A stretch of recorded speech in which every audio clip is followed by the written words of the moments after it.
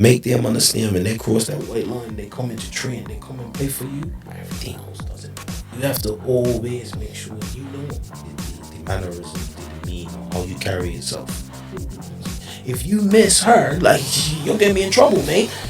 Somebody else's kids, like in football, you just give them something to make that good.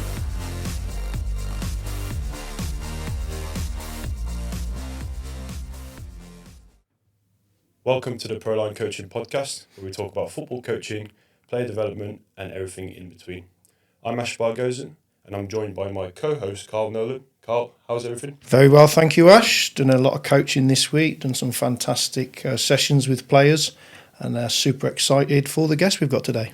Yeah, and we're very excited to be joining with our guest today, Zuill. Dennis comes from Bermuda, where he has a playing career and a coaching career, and has come over to the UK to continue his coaching journey and has been involved in many programs in the West Midlands. So, Dennis, welcome to the podcast. Very excited to have you. Cheers, guys. Thanks for this opportunity. It's always nice to give back to any form of football, so thanks for having me by, man. Yeah, so with every podcast that we do, we start off by talking about every guest's playing career. So, Dennis, what are your earliest memories of football and what made you fall in love with the game? It's a family tradition. Right. And once I learned more and more about the game from a young age, being exposed to it, my uncle moved back to Bermuda, Gary Darrell, and he's a professional in the former Northern Soccer League. So he played with Johan Cruyff, and so when he came back and had his stories and everything, instantly two things happened to me. I became a Dutch fan, and I started playing football. Ironically, my club that I played for wore orange, white pinstripes.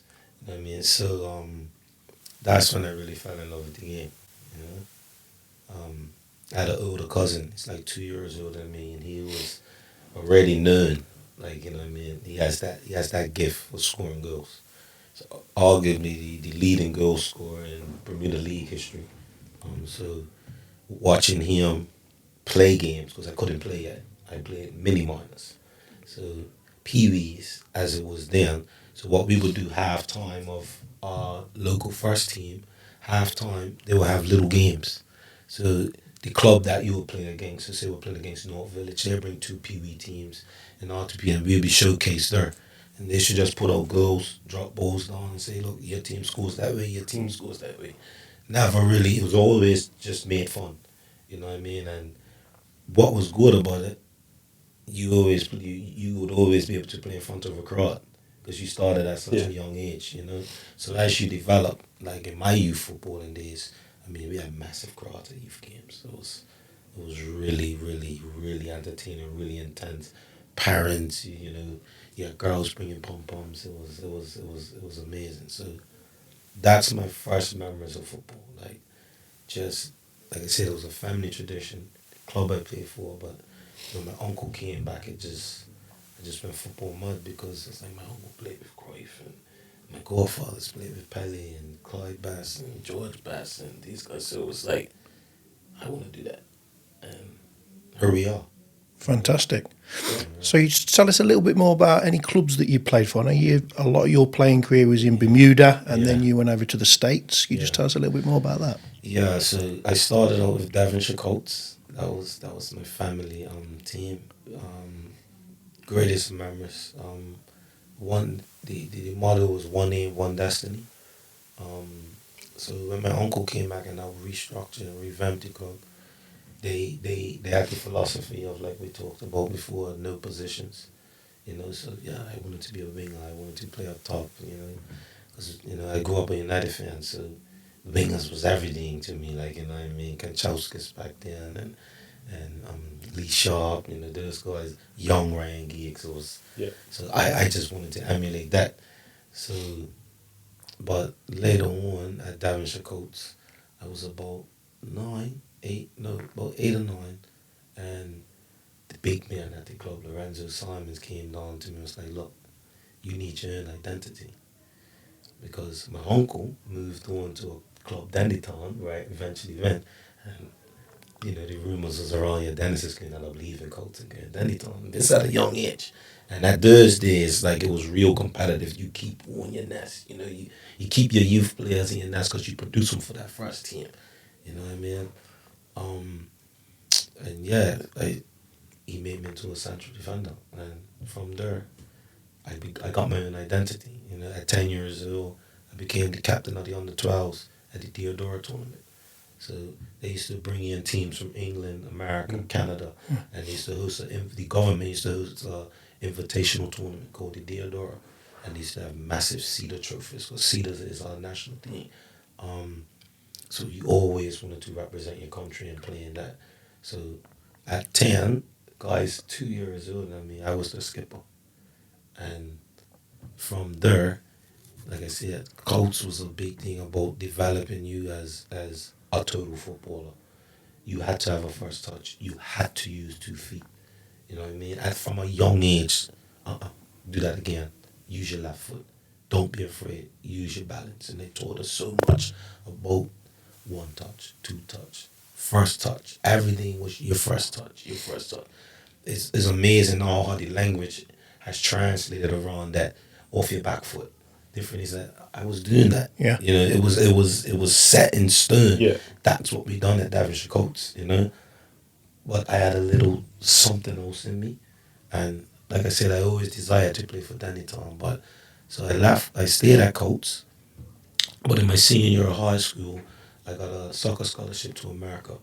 I chose Thomas College to go to, small college in Waterville, Maine. Um, and my dad, so now my dad, I said I'm gonna give time to my dad and my grandmother's club.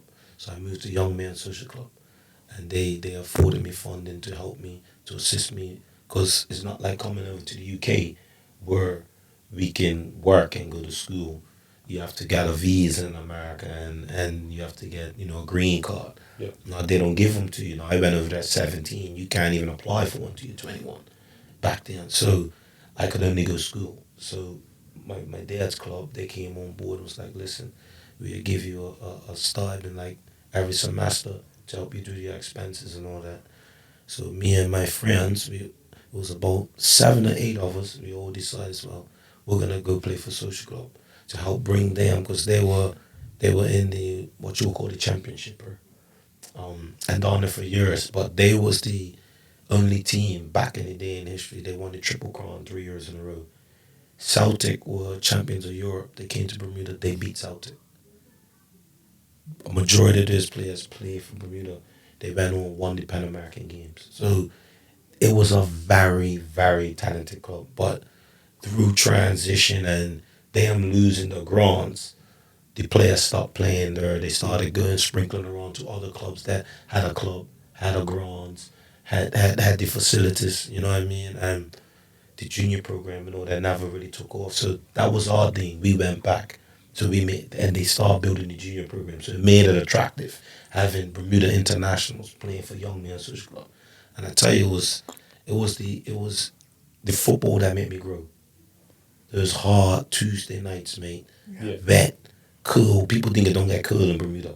Yeah, because it's an island and it's all the wind coming from the ocean and Yeah. man, those were the games that made me on and off the pitch who I am. You know what I mean? Because you had to play twice a week, just like the championship, because there was more teams in the league. So you played twice a week. And I tell you, working in the morning, back then I was sweeping the streets. You know what I mean? Going back from school, I used to work for this place called Corporation in Hamilton. First thing in the morning up, practicing Tai Chi with guys I worked there with, you know what I mean? They just doing anything to keep me fit because that was one thing about back home. Oh, you play for social club, you play for the hood, yeah, come here. So they got me out the back, teaching me how to breathe, banging me up, making me stronger, doing things. And like I said, that whole period of my life really molded the guy I became. Right, yeah. Because people's riding cross and everybody knows you. Hey, that's the national sport player. Dennis, yo, what's up, man? You're sweeping the streets. Yeah, man, I'm giving back to my community. Yeah. Good show, mate. Yeah. So I'm out there and I enjoyed it. Then eventually on the trash truck and the recycling truck and because when I came back, I used to tell this guy Palmer, rest his soul, let me try everything, Palmer. Like, all right, Art. That's my dad's name. He'd take me. let me go to the garden and work for the day. Like, so it was a real good experience. And it, like I said, a lot of who I am today came from that period in my football development. So when I went to play college, our first 2 years, we won the MAC championship. First year I happened to score the winner from a corner. My mates, and it was real good. The time that we went there, it was myself and a girl, Bermudian, very talented in every sport. She was absolutely amazing. And we both chose the school together. We went all primary school together, high school together. So let's do this, Dennis. And we chose the school. And like I said, we went over there. And it wasn't all peaches and cream, mate. You know, you're fighting, you're scrapping if you're in players. Because you've been in America, but I don't know if you ever got in the school structure. You know, the seniors are the guys. Yeah. And I'm a little freshman. Yeah. And I'm coming in, I'm saying, no, buddy, we do it this way. And guys looking at me, are you crazy? Nobody talks to the plumber like that. And I'm saying, well, sorry, mate. I'm telling you, we're going to do it this way. And we literally had to go in our coach's office. Great guy. But close the doors on him, threw his playbook in the trash, basically, and told him, listen, man, let's change this, let's do this. We started out 1-8. We went on to win the title 15-8. Yeah, and then we went on to the national tournament and we lost in the round, but basically like the quarterfinal round. You know what I mean? Really hurt us up in the mountains and snow. Games should have never played. They looked at it and said, yeah, some Caribbean boys and African boys on this team. They took the shot and yeah, we froze. You know, we froze. We literally froze. You know what I mean? I tried everything. I had on girls' pantyhose. You know what I mean? The girls like, look, where is the warm? Yeah, I'm trying everything to eat, mate. I'm trying. Guys are looking at me, what you doing? I said, look, pop that egg, mate. Put them on, pal. And, you know, and we tried everything from that to thermals. And, I mean, we just froze, mate. But I can imagine up in Maine, like, it's freezing. Man. I was in Connecticut, it was freezing. Connecticut, baby, though. Baby. You get back in school in August, right? You have preseason, well, from July. You get there, you got 4 weeks of preseason, the whole month of August. School starts the week after Labor Day. By the end of September, snows on the ground. Yeah. And it stays on the ground till you leave in May. Yeah, so you walk into school, and it's a maze. You're going through just pillars of snow, mate. Yeah. You know what I mean? But again, like I said, that period, social club period, it all tied into making me and structuring who I am today. So from Daventry Colts, my model, what I am, my players will tell you, you have to have 2 feet. You have to play more than one position. Yeah. And your first touch has to be immaculate, always. So that being said, I'm giving you a little insight to my ingredients of how my players are now. You know? So fantastic playing experience. You've had the experience of going aboard coaching. You've played in America. I was very fortunate to go and play out in Australia. So these rich experience really shape who you are, I believe. And we've spoken about how football is a great vehicle to structure your character. Absolutely. Yeah. You know, now the main focus of this podcast is very much around the mentoring side of the game, which I know that you are very intensely involved in, Dennis. So looking back on your playing career, can you think of any mentors who really shaped your approach to football and your approach to how you coach today? Oh, wow. Where does it start? Obviously, my uncle, by the way, is like a football genius in Bermuda. My 2 uncles, Gary Dow and Clyde Bass. You know, I had the privilege of being able to reach out and touch them like you. And I absorbed so much of everything they taught me. You know what I mean? From the smallest little things like wine gums, you know what I mean? That's my Uncle Clyde, to the massive things about man management, you know. So those were the first 2 I took a lot of gems from. And then I had Uncle Earl Hart. He was a principal, school teacher. That social club team I talked about, he was the coach. You know what I mean? He played, he coached, but it was the education side with him. It was the mannerisms, the demeanor, how you carry yourself. And then moving on from there, my coaches at a junior age. So the guys that really stuck out was Nelson Bascom, Glenn Blakeney, Brenton, David Furbit. Those guys technically built us as players, mentally built us as players. Because at one point, for a 2 year period, we hadn't lost a game. And we were losing at home one day. I'll never forget it, man. Your boy threw the oranges in the trash, emptied all the bucket of water, till we guys run at the half, and then he called us in.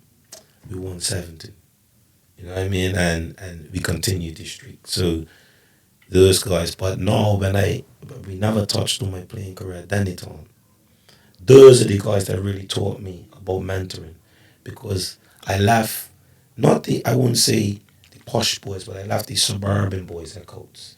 You know what I mean? The guys that had it easy, had older parents at every game, Yeah. had massive following, everything, like everything poured into us. But I went on to Dennytown, my neighborhood. So I knew what I was going into. I knew I was going into a guy that's like, man, I like your boots, man. All right, man, keep them.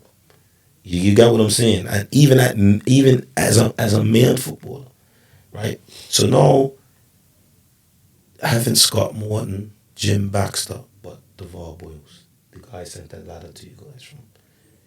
That is the key to my whole change in my whole football thinking, outlook, mentoring. Everything came from him, because the guy was just such a genius at what he done. Like, I came over, I signed. I was playing cricket at the time.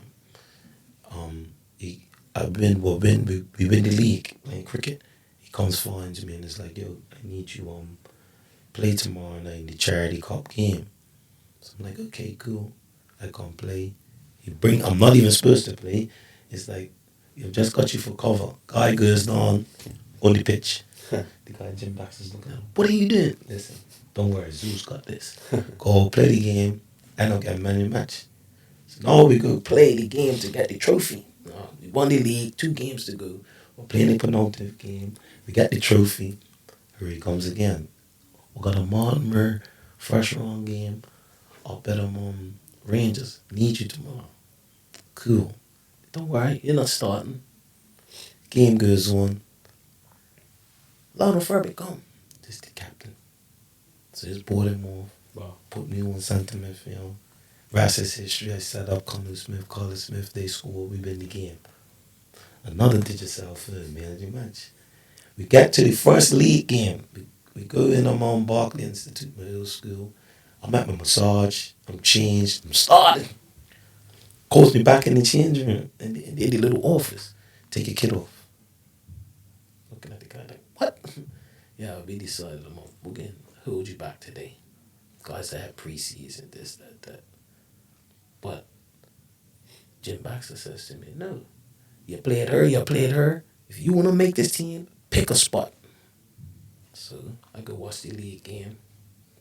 This is all the science. So I walk in and I say to him, yo, sorry, Captain, but I'm taking your spot. Your boy's laughing. It started a whole. This was the science of Billy Boyles. Tuesday night, Mortimer, Naxtron, Dennis, Tukey, Russell. You guys are starting centre midfield. I'll tell you the rest of the team, though. The captain's fuming. He's chasing me around training. this whole week, the build up to the game is chasing me around, trying to tackle me, this, that, everything. Couldn't lay a glove on me. Your boy's sitting there holding all the coaches back. I was like, "Cheese, I'm gonna beat you. I'm gonna get you." Because this is one of my elders. Grew up in the neighborhood with him. Like, gave me a nickname, Cheese. I'm gonna get you. I played. I never stopped playing. Went through the season. So now he says to one of my teammates, it was right on the eve of a cup game with Grotto Bay Hotel. And boy goes to him, hey, you know why I brought you to this club? So he says, yeah, because I'm good on the wing and all that. Nope. I got a lot of wingers. Sam, Jared, Connor, Carlos. You're a street guy. So in my great teams, when I played for Dennytown, we always had a street guy. The guy that you know is in the mix. As you know what I'm saying? And that's when I really start paying attention to the science of my coach. Yeah. So now he's explaining how he brought this together, that together, why this together. And I still use his analogy up to today. Never forget it. we was getting ready to play Santos from Brazil. All right. And your boy started talking about the ingredients to a soup. And I still use this moment. I could know it's like nobody believes that you guys could actually get anything out of this game. But I'm gonna tell you on tonight, this evening, the same street guy that he played with, because it was such a big game, he honored them and brought them back for the game and said, I want you to play with the boys tonight against Santos. You know what I mean? He's a massive Brazil fan, Liverpool fan, guy Darren Duke Simons. And he brought him in and he said, look at this, look around you. We have all the perfect ingredients to our soup. We have Duke, we have you, we have you, we have you. We drew nil-nil with them. The national squad, we got smashed from them. They absolutely smashed us. But we played on the pretty carpet. This night we played up at Somerset Cricket Club. Under the lights, you know what I mean? Full pack crowd in the rain. So as the game's going on, not bipping the ball around and not showboating and all that. Well, they're not doing that with me. So yeah, I made it not a friendly. Yeah, I went in hard on one of them. You know, man, I played for Werder Bremen and Arsenal, the Nielsen. All right. Not bad. Not bad. Not bad. Parked him. You know what I mean? My mate, they went on to leave our club. He played for New England Revolution. He now coaches Rhode Island. Follow him, man. Connor Smith's a brilliant story. Follow him on Instagram and stuff. Yeah, Connor Smith. So all of these brilliant coaches and mentors that really spark what you do today. Yeah. So what I'm interested is obviously you made a couple of international appearances for Bermuda as well later in your career.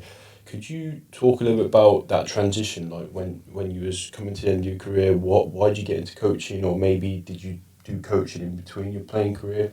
So Yeah, well, I always had a passion for it from a very young age. okay, Because like at Davison Colts, my junior club, our president Dick Dean was big on discipline and character. yeah, So when you got into high school, and back then it was 12, 13 years old, you started high school, all of us had to do some type of community service throughout the season. okay, They would have structured ones where they would take us as a club. We'd go to Pembroke Old Folks Home, Daventry Old Folks Home, be a volunteer with the egg and fish they were called in. So that's the parks crew that go around and like how the council is called all the government grasses, all the pitches, all the parks and stuff like that. So we will go and do work with them. So those were the organized ones. But then you had to fulfill always yourself. okay. You know what I mean? So first thing I done was go and help. My cousin, he was coaching the mini minors at the time.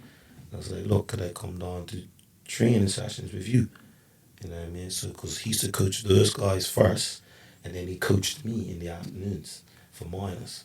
So he's like, yeah, and that's where I got my passion. You know what I mean? Like the first time, because that was just all he was. He came down. So you want to coach? Coach him.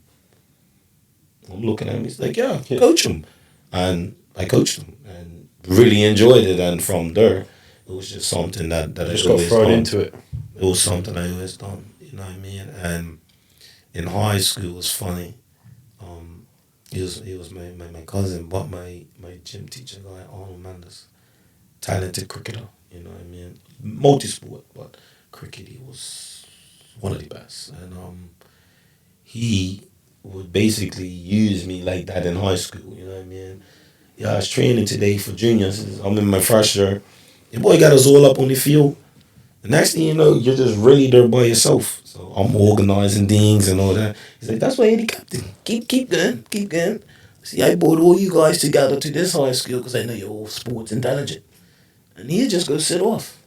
And we won everything. You know what I mean? But he said, there's no sense me changing whatever you guys are. You know what he does. And throughout my whole 5 years in Berkeley, basically like I was the captain, player coach slash whatever he wanted us to do. It was me and my other mates, and yeah, it just always stayed with me. But the varsity one that really harnessed it, like you know what I mean. He basically came home from away, Played in like a little testimonial game. Didn't know everything that they was basically doing, but they said, "Yeah, man, you gotta play this game this week." I'm like, "Yo, bro, I ain't in no shape." But I played the game. We won the game, and then he came to me and goes, "What's next?" And I said, "Well, you know what? I want to help the team. Like I want to." He said, "Thank you." He said, "Right there, on the spot, you're gonna be the PDL head coach. I'm gonna have a meeting with Simandi on the coaches under you from under 15s up. You would help structure what they do, how they play, whatever, and you assist Jomar as the senior team coach." And it was just unreal what we done. Like what we done for the club at that time was what they done for us. Let me tell you, imagine winning trophies every year and you had to interview for your job at the end of every season. Wow. That's just like... But again, that was the brilliant science of the Bahgozen, because it kept us hungry. It kept our belly. Yeah. You know what I mean? Because we knew, me and Joe used to sit there and the end of the season's coming like, D, you got your notes? I said, yo, I'm got all my stuff ready to hand in. So I'm gonna sit there, help him get his stuff together, walk 2 hours in the morning, because we had to give back our minutes from the season and everything. And what I used to do was basically I used to set it up all before the season. So I just had to go back to, I got my schedule, go back to week 1, put their notes in, because I have my chapbooks and everything. We always started out, like I said, everything was total football. That's what coach was for me. But then it turned at the street football. It had the flair. It had they rang a school bell. They ring a school bell at games. School's in. We're gonna school you on the park. and so I took my total football and my 2-foot dream for every player and all that. You know what I mean? Restructured to what Ruben's trying to do now. I was doing that in 2011, 12. Because I was trying to teach the young wingers coming through. That's why I changed to that system of wingbacks. If you want to play for the first team, you're going to have to get up and down, because we play total football. We keep it all day. And your transition, you're going to have to. You know what I mean? So they're looking at me saying, Coach, I'm a winger. Like, I play forward. Yeah, but you can't play wingback for me. And then 3 weeks, 4 weeks into the season, Jamal said, "Yeah, your boy's ready. Let's give him a game. Take him to the senior team, now you're playing winger. But remember, what you do every week in PDL, up and down." So, like I said, that was my introduction into basically who I am today. When he gave me that license to take, and these are the best footballers in Bermuda. Tell you nothing, no bit of a lie. I call it the swamp of dreams, right? Our pitch literally on a dry day is wet. So when I say these are the best young footballers you want to have to ever coach, these lads are. The first touch and all that is immaculate. Well, we play on a racetrack. Yeah. You know what I mean? And the things I'm asking of them, so now I'm getting them up on a 3G pitch every Wednesday night for a league game. They're looking at teams like, do you know what's going to happen to you? And that, like I said, to be given that license to move those particular players, that's who I still am. That's who I still am now. So it sounds that your own playing experience, the coaching that you was exposed to, the models that you saw, that fueled your coaching journey right from the off. Right from the off. So tell us a little bit about then when you transitioned over here to England, because obviously we first met, I think, quite early on when you came over to England. Yes. We were graced with your presence. Yes. So tell us a little bit about your work in England so far, coaching. It's been nothing short of amazing to me, because I've learned a lot of valuable things about, like we discussed last night, what I think England still should have. But the whole thing was just all fell in place for me, because like I said, when I left back home, I told guys, look, I'm going away coach full time. They're looking at me like, you're serious? Like, what makes you think you're just going to rock up in England and coach full time? It's like, because I back me. I mean, given this experience, you know what I mean? We went in a 5-year span, won the league 4 times. You know what I mean? Won the FA Cup 3 out of 4 years. The friendship was the only one. The leaders did not leave 4 years. At one point, we won it 3 years in a row. So it was like, I have the mentality, I have the juice, and I came over. So what had now happened, I went up to President Kennedy. My lads was all playing school, so I had 3 lads that I brought up with me. And they were all playing for the school team. And they were a very good school team. They won a couple of cups. They played at Eureka. But Pete Sacadino had me coaching them from the side and encouraging the boys and all that. So he came over to me and was like, yo, I'm going to send you down to meet this guy, Gerpri, down at Finbars. Because the lads told me, you're trying to get affiliated with a club so you could do your badges. Because the level 2 was coming up at Henley College. So I put in my application, but they told me, no, you got to be affiliated with a club. So I'm searching around now, how do I find a club? Just so happened, Pete took me down to Gerpri, ran down to Finbars. He was doing the session, you know what I mean? I was like, you mind if I take it? He's like, no, go ahead. Coached the session, took the boys for that Sunday. It was a marriage from there. He got me DBS stock, got me affiliated to the club. I was able to go back to Henley College, gave him back my application, got on. You know what I mean? So I came that August, ended up October on my level 2. So we done the first block that October, then we finished the following February, I believe, and that's when Boosty came to grade us. So Barry Paul done the whole level 2, but then Dave Boost came. And then months on the road, because he had came to me and said, listen, if I ever have a job for you, would you take it? It's working in the community, it's other stuff. Yeah. And That's how it works. And lo and behold, a few weeks down the road, the incident happening with a team. They had this rough little team, and got a phone call. It was from Sean Purse, and he was like, listen, I think could you come up do a taster session? I think I got a position on this team that you've been highly recommended for. So I was like, all right, no worries. First I had to go to Allen Leagues. I had to do a little session there at a Saturday club. And then I had to go do my first session with this team. And like I said, the lads that were in it, amazing footballers, but they all wanted to be fighters. Like they all wanted to. So I brought in a few other lads into the team just to change the outlook on, basically, you guys are very good, but these guys are really good. So a few of them boys from PK I brought over, and it blew them away. So right away, I got them to buy into, let's play football. You know what I mean? Yeah, because I want to play with this guy, and I want to play with this guy, and I want to play with this guy. So we built a real good footballing culture. And guys was like, how do you get your Finbars team and this team to play exactly the same, and the whole different lads, and there's 2 different setups and all that? And I tell them, because they know what I require the same things from them. As much as these boys are not as technically gifted as Finbars, the Sunday club players and all that, but for their level, they can carry out the message. And I get them to come watch these guys who are technically some of the best players. I mean, recently released from academies, different things. So now they're coming watching him, and I said, listen, okay, now I know what coach means in that tight space. What decision to make there, what this. So I brought them all together. We train at Finbars. I'll bring the boys from my Coventry community over to come on. So we end up making a under 16s in at Finbars as well. So I had them there together. We'd have the whole pitch.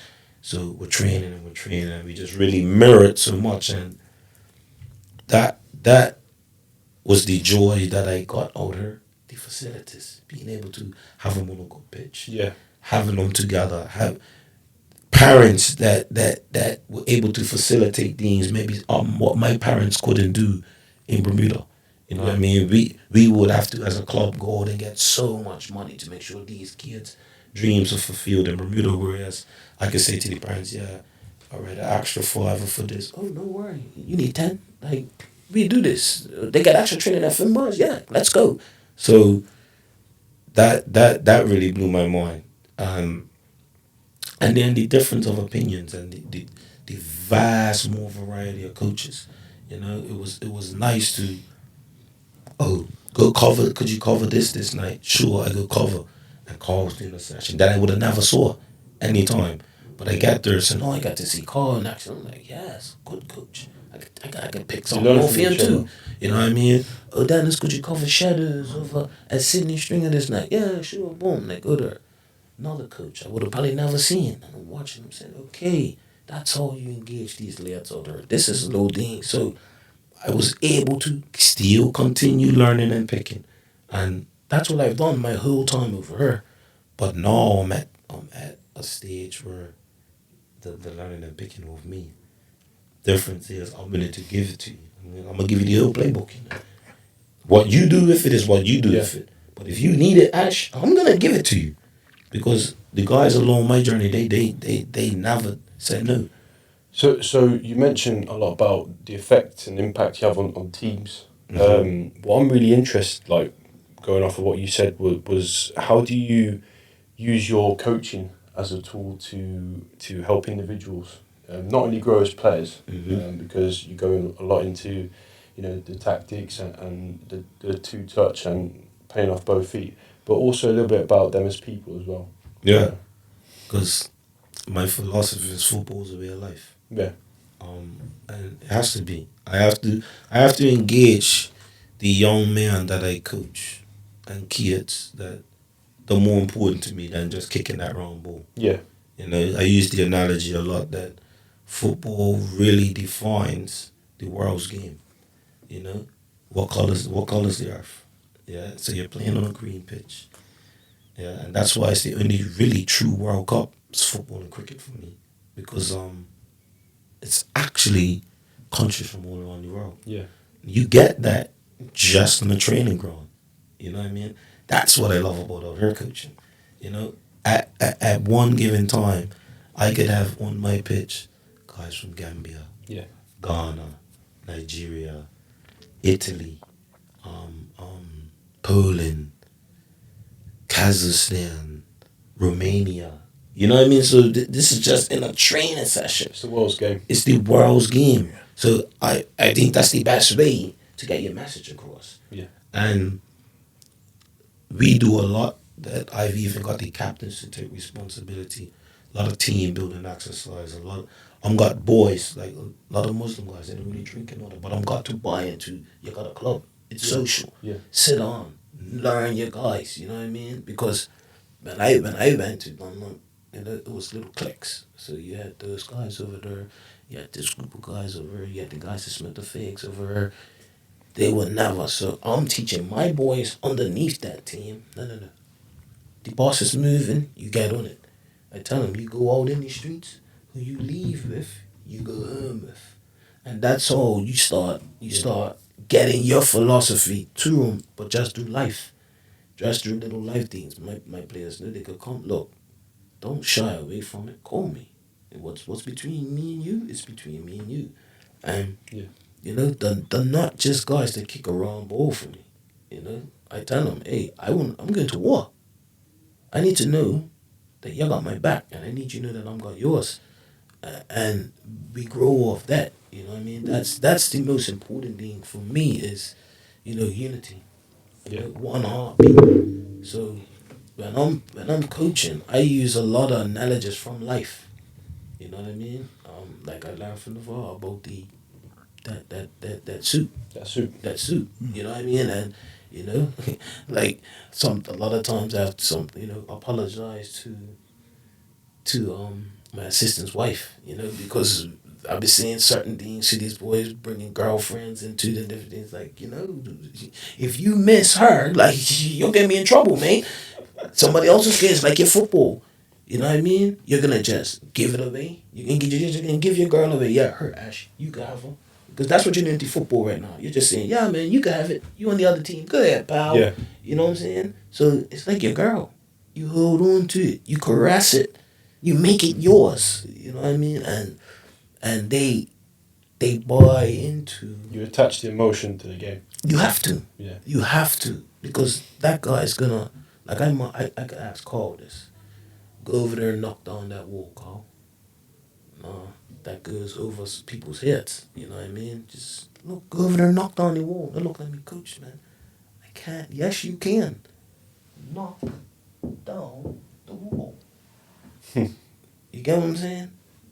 And it starts building a rapport like, yo, coach has got something up her. You know what I mean? I can trust him. But I make sure that they know I trust them. Yeah. That's the key. You know what I mean? And it's just like that I do mentoring one-on-one. I use my same football tactics, you know, and vice versa. Because at the end of the day, the most important thing is they trust you. Yeah. And I give them ownership. You know Yeah. what I mean? You have to give them ownership. You have to give them license. Sometimes guys, I said, let me do it. Let me tell him he's not doing the right things. Sometimes you just gotta leave him, pal. Yeah. Let him work it out. He's gonna figure it out. And lo and behold, oh man, the match performance second half, bro. What was happening first half? Yeah, my head was somewhere else. So by you keep, he might just lose it. He might just throw all the toys out the pram. And now you lost the player. You're down on me. You gotta make you gotta make a full sub. You know what I mean? That you probably wouldn't have to if you just calm that situation down. It's trust. You know, it's trust. This weekend going against Fullerton, got a guy who's been desperate for minutes, you know what I mean? But it's just been a shadow of his normal self. But I got everybody to trust him for this game. What a goal he scored to put us in front. You know what I mean? It just got everybody to say, don't forget the player that he was. Remember that he has 2 feet. Remember, we can zip it into him. It's going to hold it up. It's going to allow you runners to get in behind. Trust him. Because I trust you, pal. And this look at him like, I didn't expect to start. Yeah, you're starting today. Because I need guys that can roll up the sleeves, be a senior. Last week, you put in a tackle. You thought it was even a red, but it woke you up. You're back. Yeah. Okay, coach. Run out there, bringing guys in. His flicks are back. Everything's back. When he came off, he's just like, thank you. I said, no, thank you. You done what we need. Don't worry about pleasing me. Yeah. You're going to have your true joy off of pleasing yourself. And again, I go back to life. Let me show you something. You're only going to be happy. I said, it's like when you're home with your missus or your partner. You know you're only happy when she's happy, right? You're only going to be happy when everything around you is happy. So for your football to be enjoyed, you gotta be enjoying life. You gotta be enjoying everything about what you're doing right now. Don't make this like a job. You gotta really enjoy it. You gotta come here and say, yeah, I'm gonna put on a show today. You know what I mean? Take some off of your other teammates. You know, some of your teammates, they come in every week. Yo, coach, I'm ready, coach. Give me this guy. You know what I mean? I'm like, yes. You know? So we've built that culture now. You know? It's clear mentoring is a big part of your coaching, Dennis. Mm-hmm. Not just hearing from you now. I've witnessed you coaching. I've worked little bits and bobs with you. Yeah. What tangible strategies would you say definitely work in terms of mentoring? Something that perhaps we can give to our viewers to take away. Any real tangible strategies that you find particularly effective when you're working with young players? Can't stress enough giving them ownership. And that's in everything. It's like you have a conversation and a kid has to disclose something to you. What do? Do you force it out of him or you just allow him to tell you? The only way that I will going to tell you is if you give them ownership.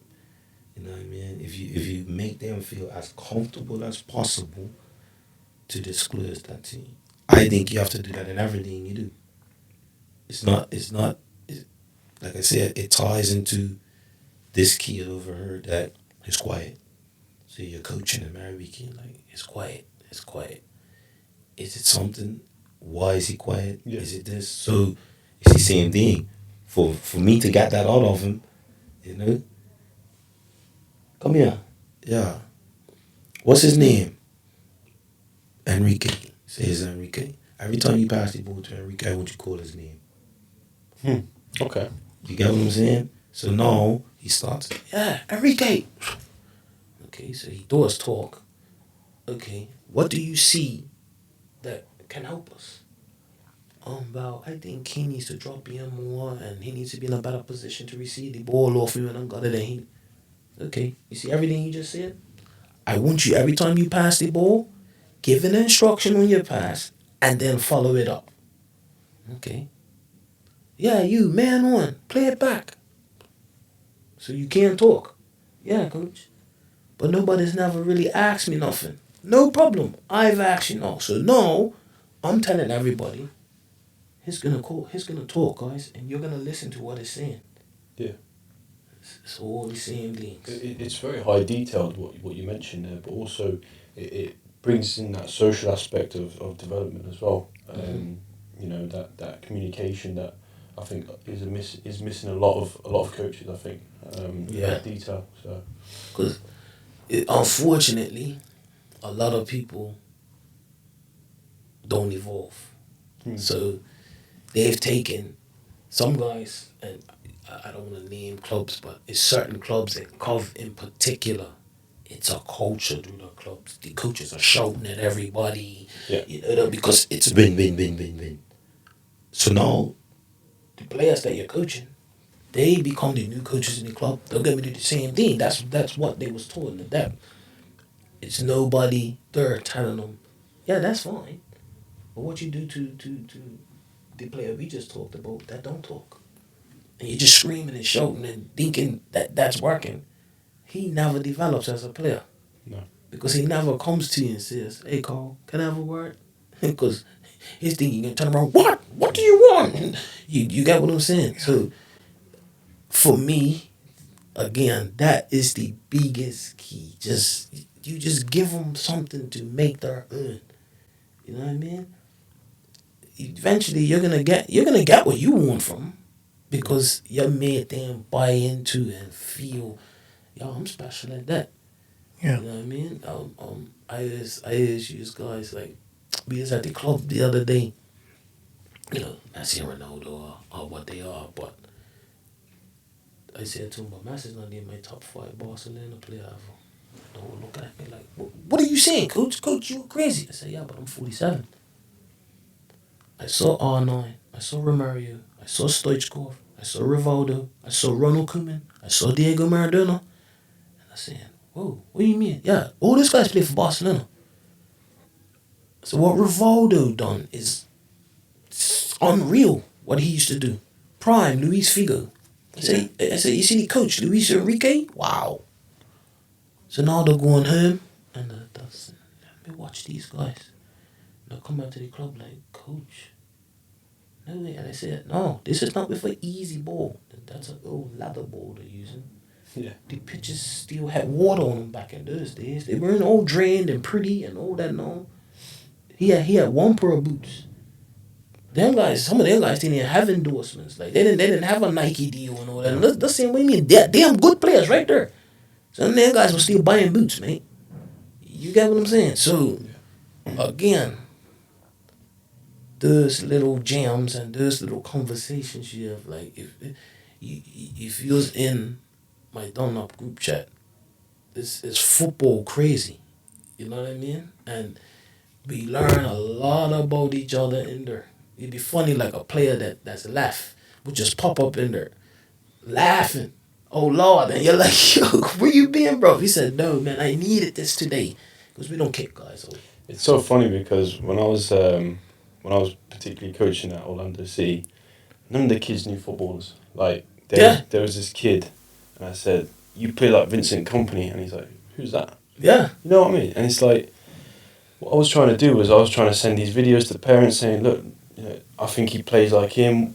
You know, you might inspire him to learn off of him and stuff like that." And the kids next training session never watched it. Yeah. So it's like. It's that culture that you need as well, especially for every single individual. It's a massive thing, I think. Absolutely. And it drives that engagement, and makes it continuous as well. So Yeah, man. Like all my players have a nickname from me. Yeah. So you're a new player and you come and you got a nickname and you look at you. The guys tell him, hey, no, that's a good thing. That means you ain't know. Yeah. You know what I mean? It's those little things. Because if I'm calling you by a real name, you're in trouble. You know what I mean? Like Shadow Kingsley, it's like, oh, yes, coach. You know what I mean? Like, you know what I mean? Player playing down with you guys. You know this. If I call him by his name, You're in trouble. yeah, not son, not none of that. Yeah. You know what I mean? So Dennis, it's clear one of your values as a coach is the mentoring side of things. Mhm. So I'm interested, coming into this podcast, I've really done a lot of self-reflection. Mhm. How do I use mentoring in my coaching? Subconsciously, I used to think that I did. But doing a bit of research coming into this, I kind of question and think, I need to improve in this area, I think it's fair to say that coaching courses, fantastic technical detail, tactical detail that they give you, but let's be honest, they don't really provide any mentoring skills for coaches. No, they don't. No, they don't. That's what was brilliant. Other than my life experiences, I have to give massive respect to Sky Blues for providing courses for you to better yourself. And I done up to mentoring level 3. You know what I mean? I done adults, youth, psychology and sport. Is really important to us. Because you will be surprised what the signs now. That's the key things. You got kids that say, why is he like this week? You know what I mean? So you start going back to what you learned, and you start to, okay, let me open the door with this. Let me ask him this. You know what I mean?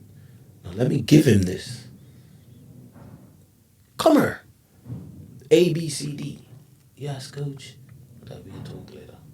You know what I mean? So it's always best to equip yourself with the tools, because you could be natural at it, but if you don't know what you're looking for, if you don't know what to say, how to deliver it, because like I said, it's a massive thing. Giving ownership and accountability, because where a lot of people go wrong, they try to force feed one or two. They always make it about them. So, oh yeah, I went through something similar like that. Oh yeah, when I was your age, I went through this. And you see they shut down. Or, They shut down. Yeah. This is my time about me. I'm trying to tell you myself about me.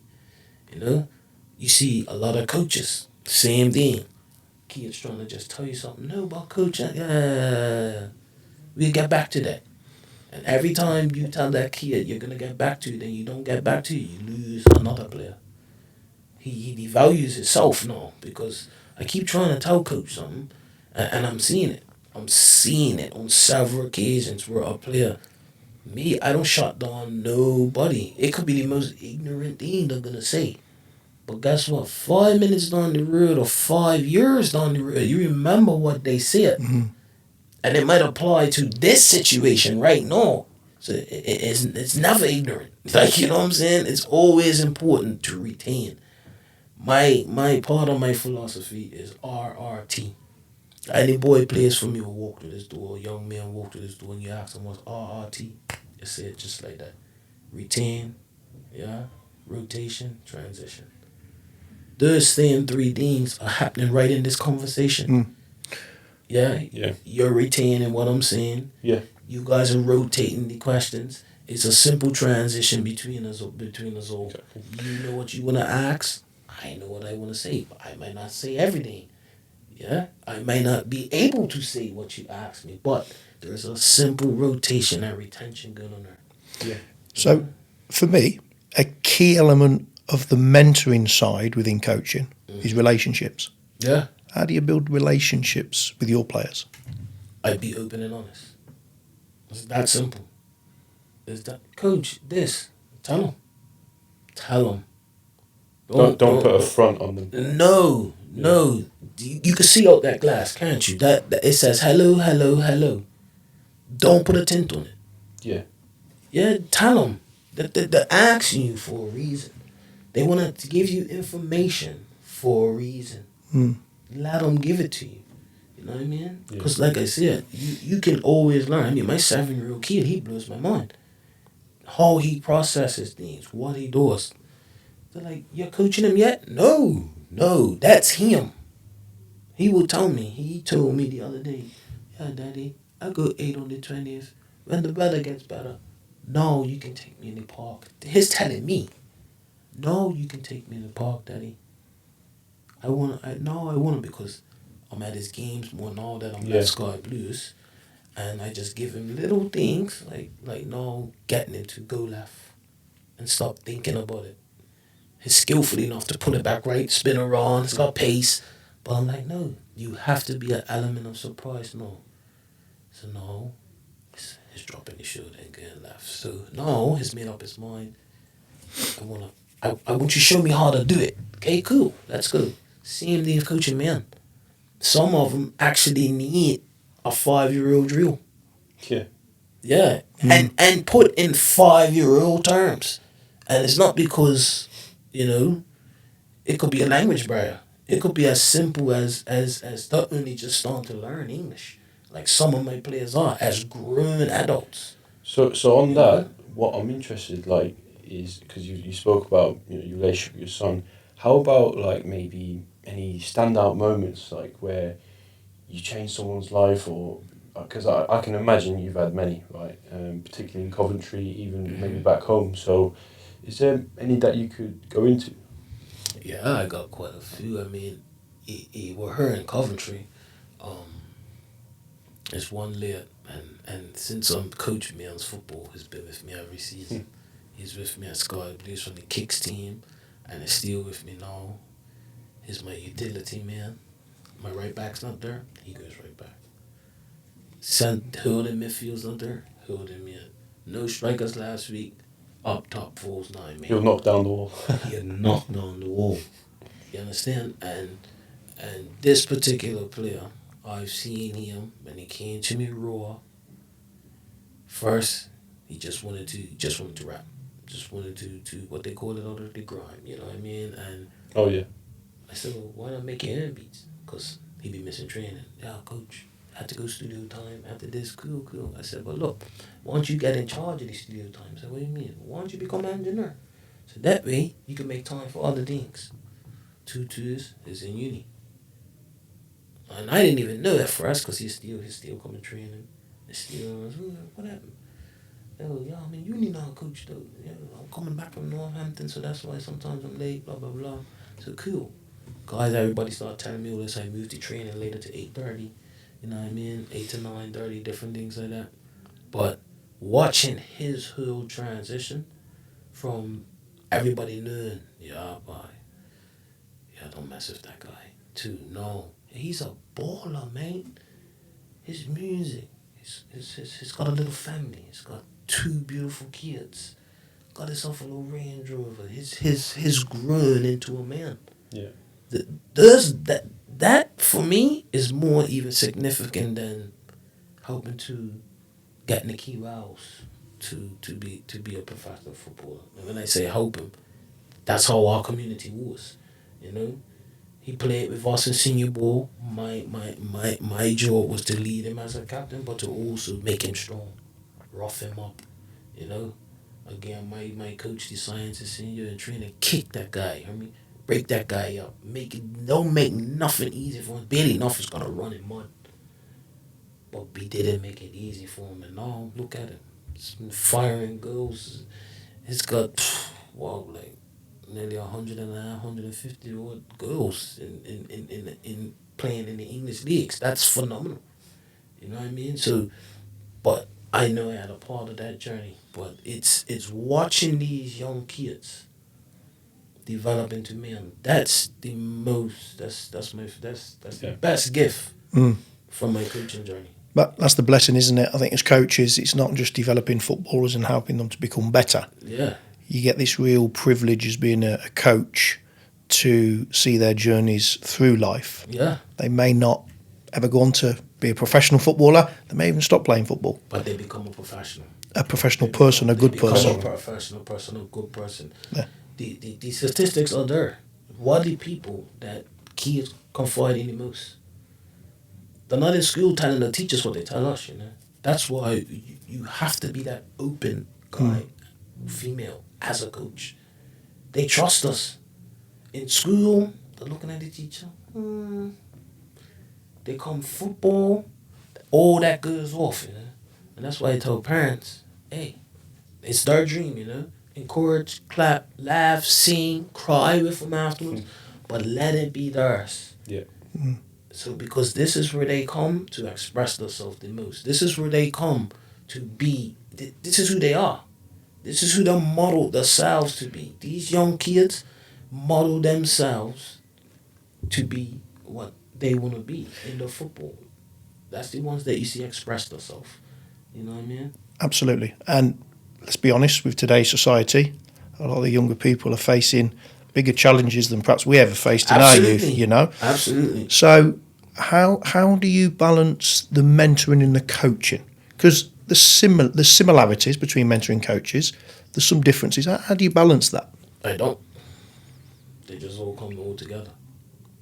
Once you start trying to differentiate and push one aside for the other, you lose the message. So I don't separate them. I'm one of them guys. I'm there early with them, even though I give them the time before games. They gotta be there 12:30 to be ready to warm up at 1:30. That's their time. I come in to play the music. I do a little dance with them. I do whatever with them, but I go have my rituals and get myself ready. But you see, after that game, just like before the game, we congregate and we get together, and I can see y'all got a problem, so I'm not gonna do it with you in front of everybody, No. but I could do it with Carl in front of everybody. Look, you're a joker, man. Last night, da da da da da da da, and they're like, Coach, how you know that? Cause I was a young man, But just call your girl now and tell her be cool, man. No, it's not that. Whatever. You see him leave in 5 minutes. He's got his phone on. But this guy, I'm gonna wait till I see him go for his walk. Then I'll just go, hey, you alright? You wanna talk? Yeah, coach, I'm going through a little this, that. You know what I mean? Yeah, football, no. We know about football, but no, by me doing that, I know that they can turn it off too. Yeah. I know that no, coach understands. So now I could come to the game. I'm had a bad day, but coach understands what I'm going through, so I can come and just change that switch. You don't want that tension in the dressing room. No. No. Like Coach Curse. And I'll just go up to that same person, hey, big game for you today, you ready for it? He knows what I mean. You know what I mean? Without me coming out saying, how's that situation? He knows that's the language, that's the football, that's the mentoring language, you know what I mean? Yeah. Using it in a football term. Big game today, are you up for it? Now that opens the door for him to know, coach, probably not from the start today. Yeah, just give me the honesty. If you can't do it from the start today, cool. You might need that extra 45 minutes to get whatever to your system. But guess what? You gotta be 20 for me now. I'm gonna give you time. I need you to go. Yeah, coach, I'll do that for you. So just reflecting on that, I think all of us as coaches are guilty of it, and I'll put my hand up certainly. You can be so over-focused on the coaching process. So you've got a set of objectives to meet. You want to improve these players through the coaching process. But just actually looking out, observing players, sensing certain things, and then acting on that sounds like a key strategy. Absolutely. I'm blessed to have the staff I have. Having a great assistant coach, great reserves coach who's learning, who's even part of my project. Because, I done my level 2 with him years ago, but he's a very young lad getting into football, and believe it or not, like his wanting to be in truth is as a coach from young as opposed to playing.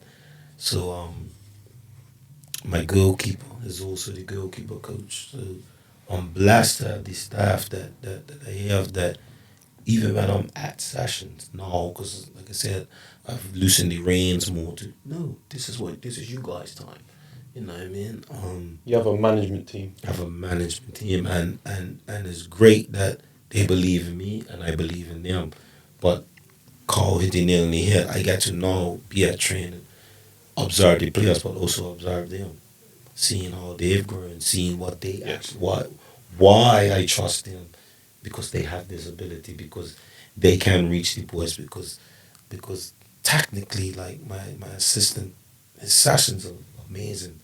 And I know he drives a lot on his journey. I know he's thinking about it. I know he's coming to deliver that. You know what I'm saying? And I really get to, you know what? Now I always see why he can't perfect that and why his not carrying that out. Because I'm actually seeing all the moving, all the mannerisms, all Yeah. the technique at the moment. So observation is key. Yeah. You know, I would tell anybody, tell your parents, especially with youth teams, tell your parents, listen, we need the equipment so you can have the right feedback. So maybe for this amount of months, we're gonna have an extra this, or you can make a contribution to this, and you get video equipment. You know what I mean? Because in today's day, kids' minds are different to the game. You know, we enjoyed it, we played it, we were skillful, Yeah. but these kids could actually break down a skill, take time, watch it, dissect it, put it into the game. Why we're not feeding those tools to them? You know what I mean? Yeah. You said a great thing earlier. You tell them, go home and watch this player. Try emulate this. But it's even other ways we can make sure he watches that video. Well, that's where technology comes in. Like growing up, Exactly. all I did was watch football Exactly. outside of playing it. So I just watch videos and I just think, why is he doing that? How did he do that? No. How can I practice that? No, for me, growing up, we wasn't privileged enough to see all the football on TV. Exactly. Like England and Bermuda, you only got big league soccer when I was a kid. So that was Saturdays. That's what turned into match of the day. Back in the day, it was Gillette big league soccer. You know what I mean? So they played the match of the day, yeah, and that's what you got. So you got that on a Saturday, Just highlights, just goals. and then you got highlights from all the other games. So you got to watch that one game on a Saturday, and then highlights of all the rest of the games on the Saturday. So that channel will be just on in Bermuda. It's just 'cause it just ran. You went in any house, any club, channel just ran. One of the TVs on that. So that's what we hear growing up. It's all just influences, isn't it? Whether that's through technology, whether that's through coaches. Yeah. For me, what do you think's one of the biggest obstacles when it comes to trying to impact players or, mentor players, coach players? What's the biggest obstacle for you? Is that something that's In the younger ages, the parents. parents, right? Parents, or for some, lack of parent, lack of guidance. Mm. You know what I mean? So they're not understanding when you're even somewhat disciplining them, like giving them some nurturing, hard love. The ones that's never had it don't get that. The ones that have it cushy don't get that. Yeah. Then you got the ones that have everything, they don't get that. So that's the biggest barrier, because you're dealing with someone that could either be coming from a home of everything, or someone that's coming from no home, or someone come from a broken home. So it's a struggle at times, just because of the upbringing or whatever they come from, to get them to engage. You know. You're that only slice in time of their week, right? And it's so difficult. Mm-hmm. You're only that 5%, and you just think, how can I, maximize it?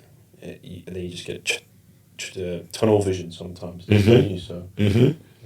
yeah. You got a mom. Like, for example, you got a single mom, 2-3 kids, right? She don't even realize that. Okay, yes, Tom is playing football, but for her, it's her break, Yeah. and she's not understanding that. No, you got to be a part of it too. But she's dealing with Angelica and Benny too. So it's off for you to football. Angelica's going to dance. Yeah. Benny's at karate. You get what I'm saying? So you're not even got a moment to see that mom sometimes. To be just like, can we have a word? Can we break this down? I think he needs a little bit of this. Yeah. So he loses out now.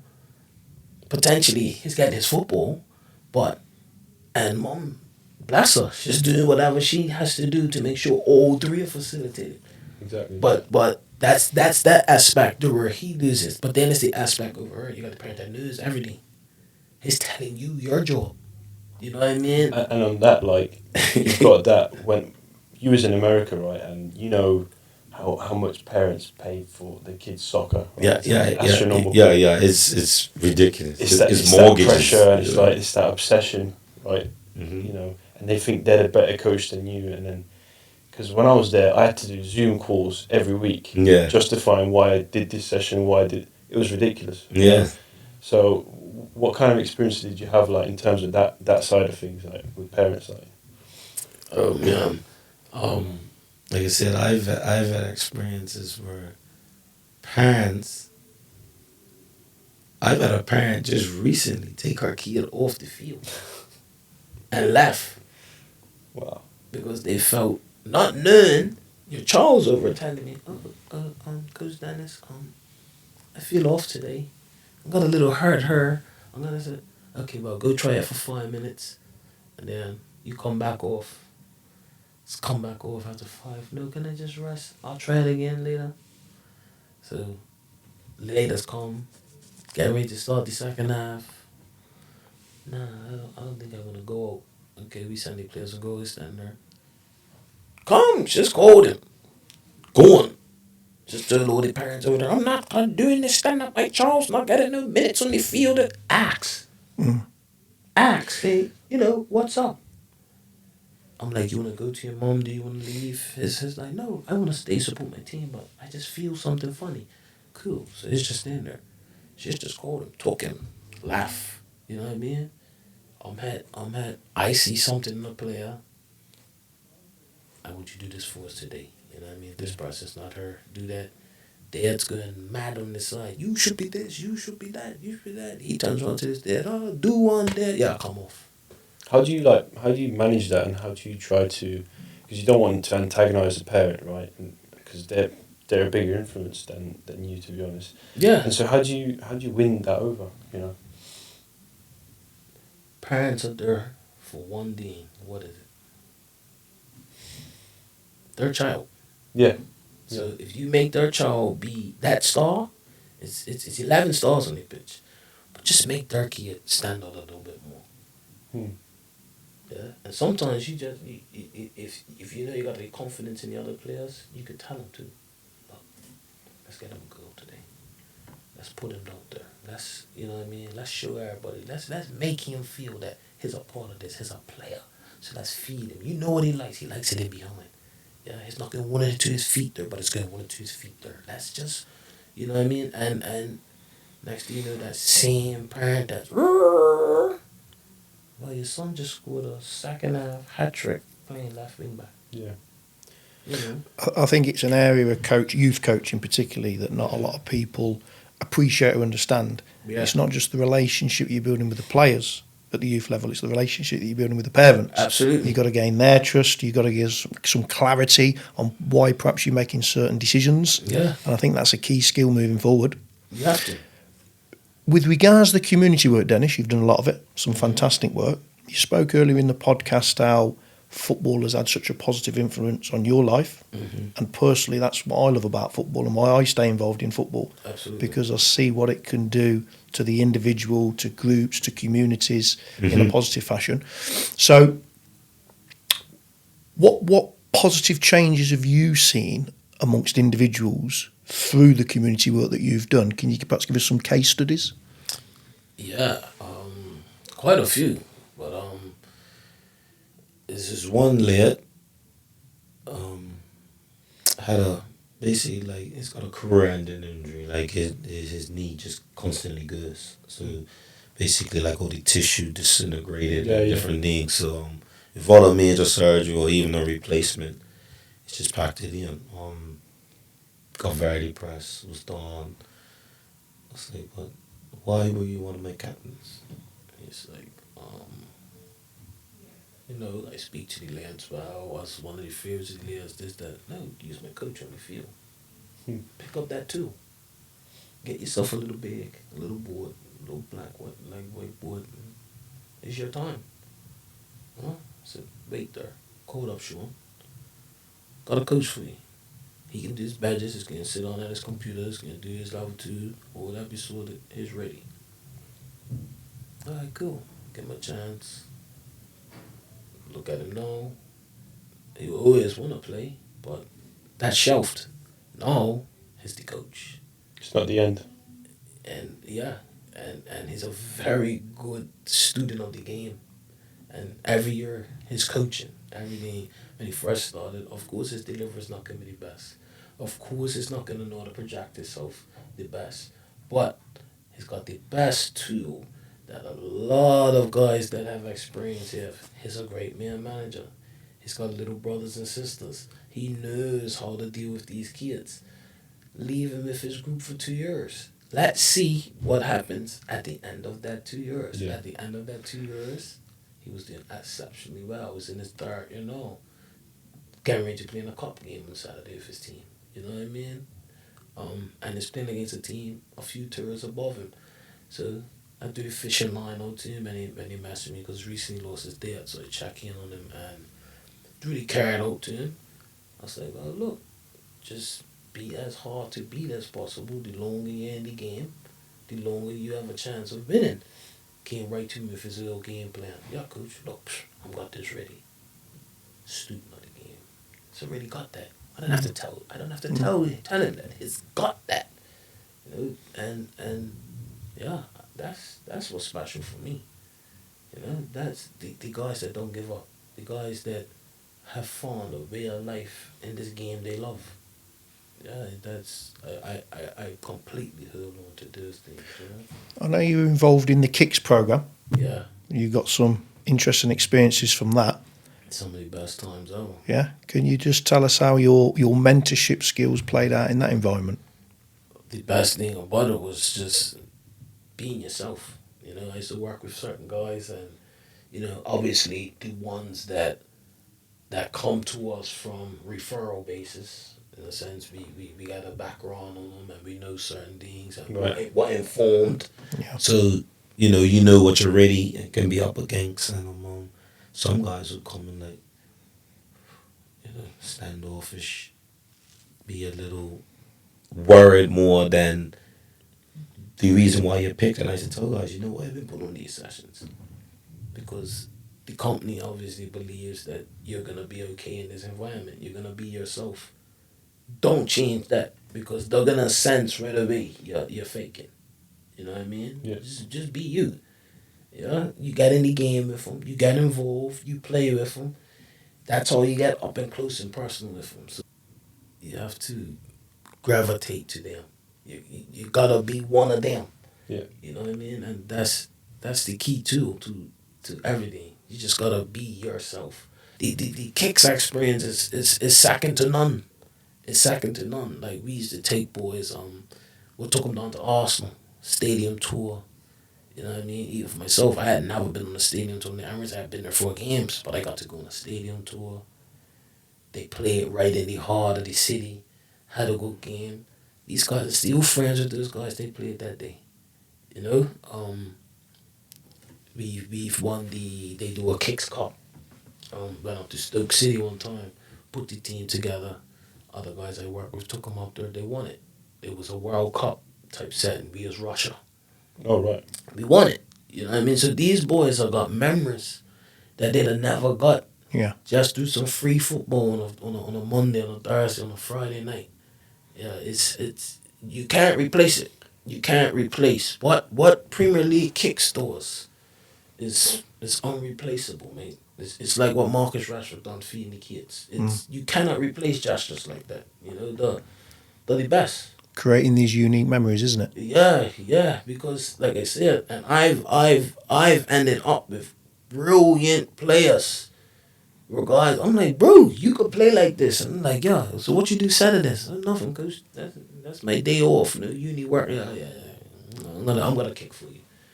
And like I said, we ended up making a team in the Coventry Alliance for kicks kids, where we didn't charge them. You know what I mean? It wasn't really part of the PDC. It was run by the inclusion guys. They paid me on a dog budget, everything to run the team. And so what I started doing, I started training them and the under 18s together. So again, it was building so much character in my young under 18s. Yeah. Yeah, they learned fast to stop being the nice boys from Cov. Because I used to tell them all the time, we're going up to Birmingham, they're playing against big guys with birds and all that dirt. And they just good in the shower. So once they start training with the Kicks boys, all that stuff coming out. The Kicks boys are bumping them up and buffing them up and bringing them in and putting arms around them and telling them, yeah, man, you guys can play, man. Come on, man. Coach is telling me you guys are soft. If you could be in the field with me, you could be in the field with anybody. So like I said, it's the kicks trying is just it's unreal, man. So it's like unreal. it's a supportive environment, but it's also exposing them to challenges as well, right? Because Absolutely. challenges are part of development. And one of the good things was getting them to understand that police are just not all the bad guys, because we have the police involved. They come down and kick with the boys. You know what I mean? It's just 1, 2 guys that's been there for years, and a lot of them we don't tell them at first. Most of the times, the police end up telling them, yeah, well, I'm actually an officer.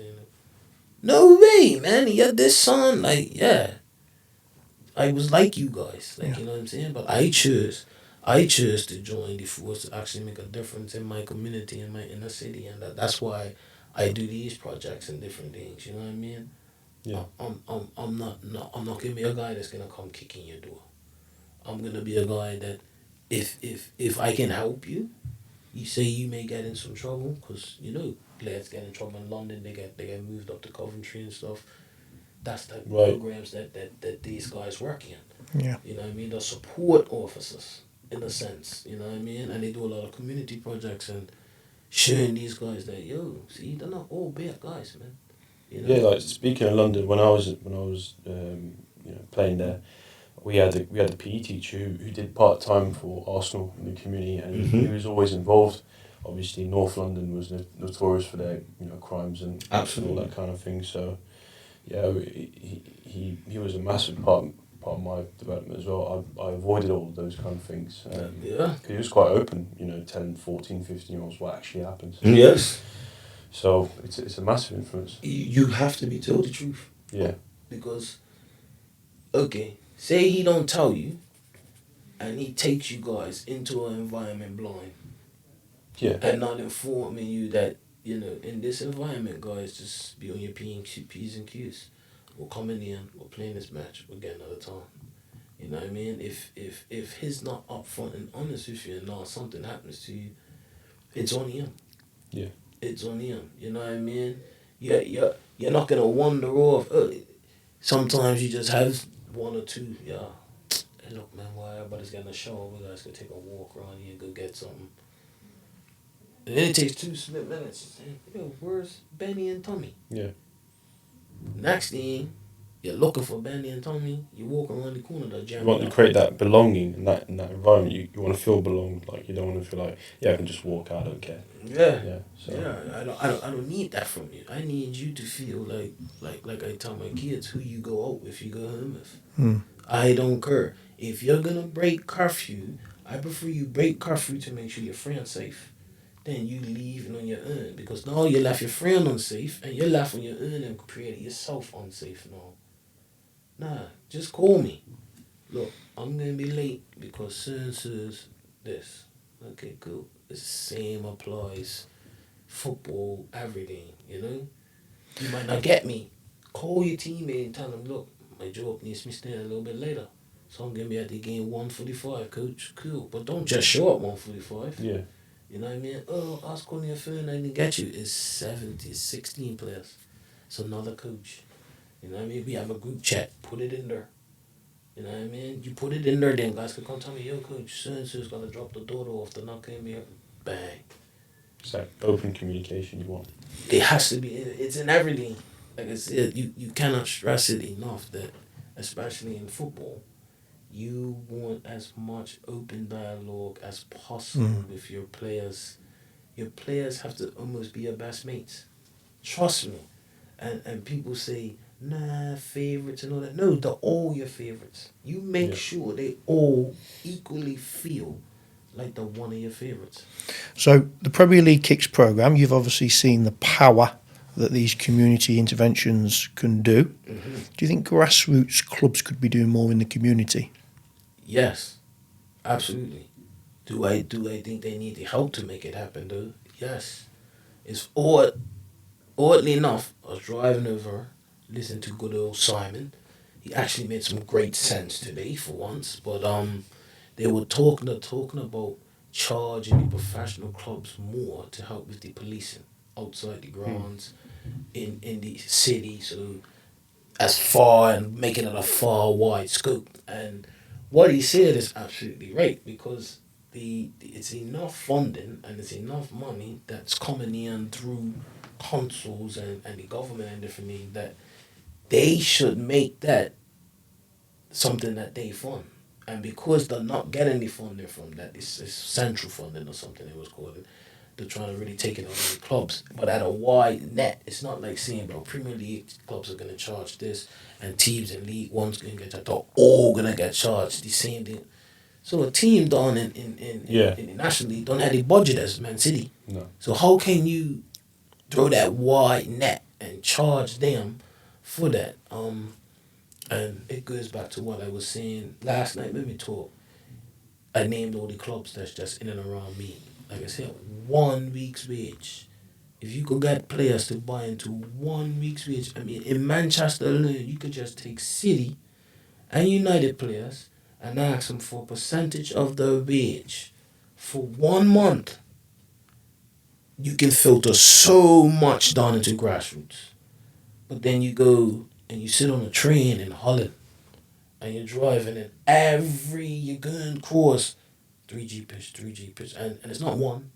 It's not one, it's 3, 4, and 5 in an area. You go to the next stop, it's 3, 4, and 5.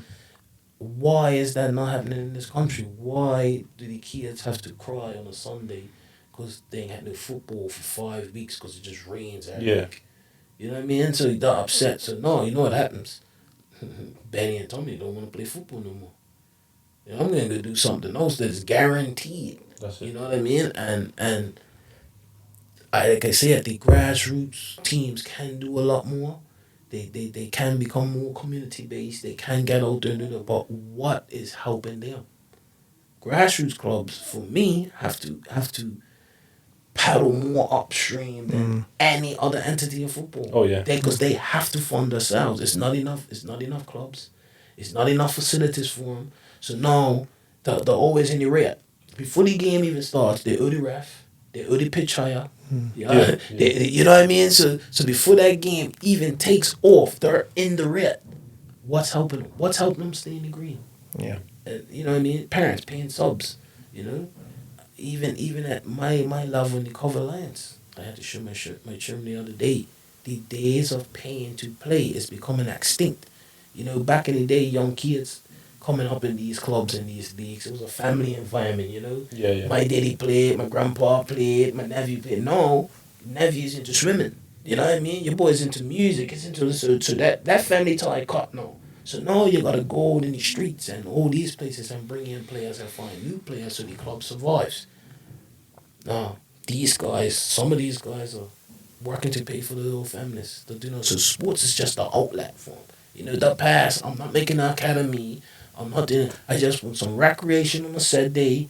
Beef my boys a bit. Yeah. So the clubs even in these small little leagues have to find their own budgets. They have to go and facilitate some funding, because it's talented guys around. But yeah, of course they're gonna take the mick, and if you let them, because you want to win, so they're gonna come play on a set day, help you win. Where's your $5? Oh, I forgot my wallet. Oh, I only got a card. Oh, okay, well I don't got a machine. You know what I mean? Oh, shoot, my card's in my other wallet. Shit, you're gonna get all that, because ultimately, that guy, okay, I said another coach, you're gonna lift with the chairman to the game. You're getting a ride.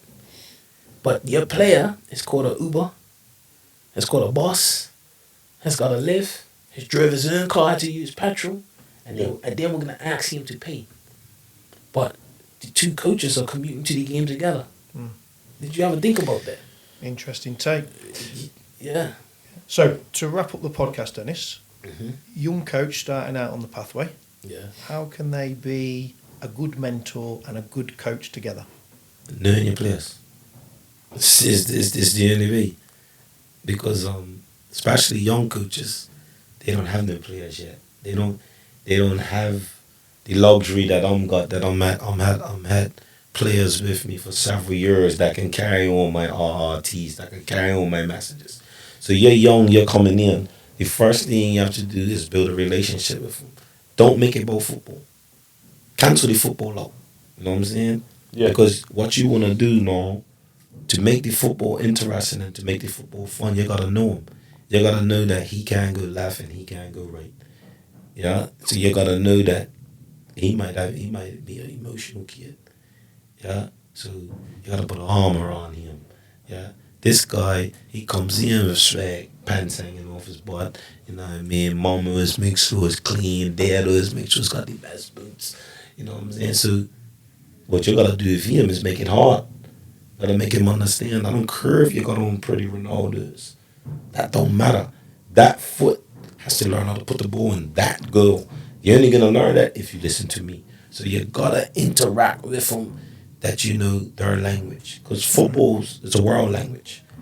But everybody speaks their own one.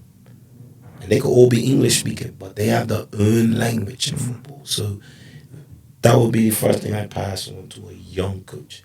Get to know your players. Have your own relationship with them.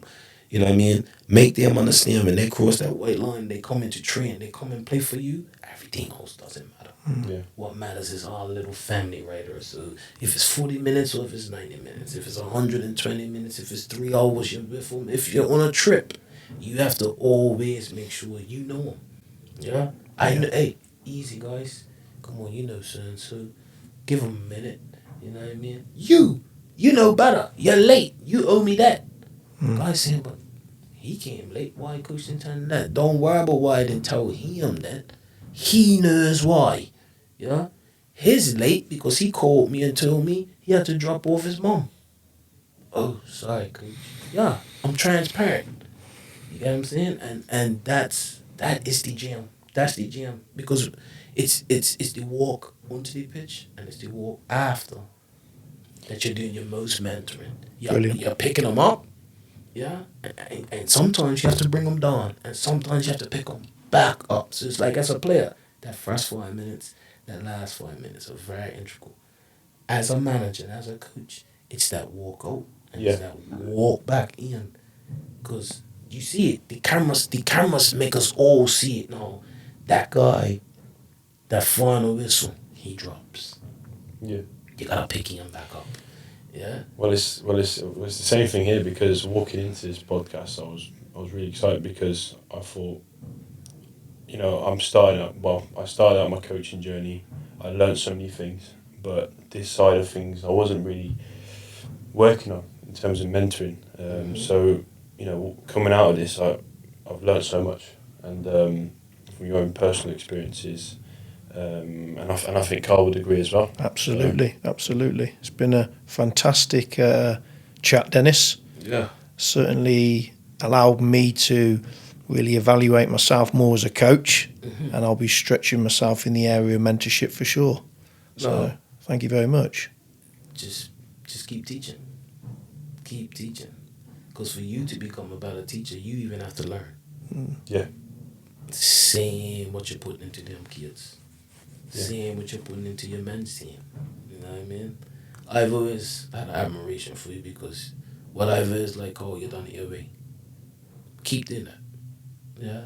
You touched several young men and you're going to touch several more. Just keep doing things your way. Yeah? Same with you, Ash. Yeah. You know what I mean? Just do it your way, mate. Yeah? Whether it's in a restaurant or it's on the pitch, you're a man of my heart. We're restaurant guys. And we love our football. So. And I think it's fantastic within the coaching community. We all learn off each other, right? Absolutely. Absolutely. I'm gonna tell you I still that. Yeah, I'm gonna tell you. Thanks, Carl. Thanks, Ash. I'm gonna put that one in my pocket. Or I'm gonna put that one in the memory bank. But thank you. You know what I mean? And it's the greatest feeling as a coach and as a manager, hearing other coaches tell you that. Hearing refs tell you that. That's the mark you wanna leave on the game. It's called a legacy. Yeah, absolutely. Yeah. Well, thanks for all of our listeners for tuning in. I want to thank Dennis for his time today and my co-host Carl. Before we wrap up the show, please check out Souveranos at souveranos.co.uk, our main sponsors. And thank you for watching.